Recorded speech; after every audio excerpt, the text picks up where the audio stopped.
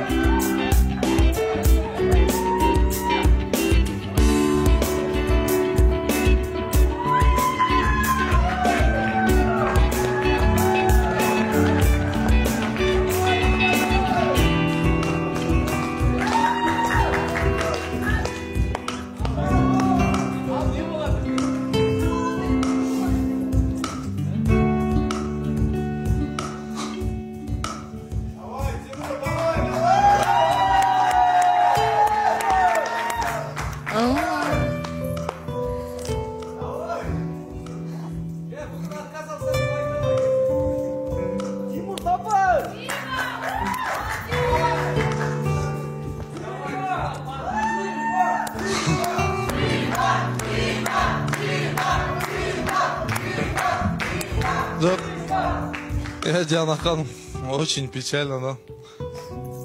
Печально. Жоқ, енді еркек болған мене барлық еркек ашулы болады, мен де ашу үстіне көп нәрселер айтып қойған едім саған.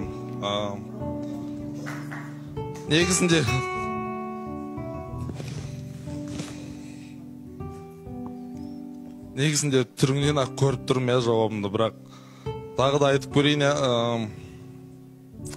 Қанша жүрдім, жақсы көрмеймін, ұнатпаймын деп, бірақ шынымен де еркек махаббатқа келгенде сынады екен, мен де сынып қалдым Диана ханым.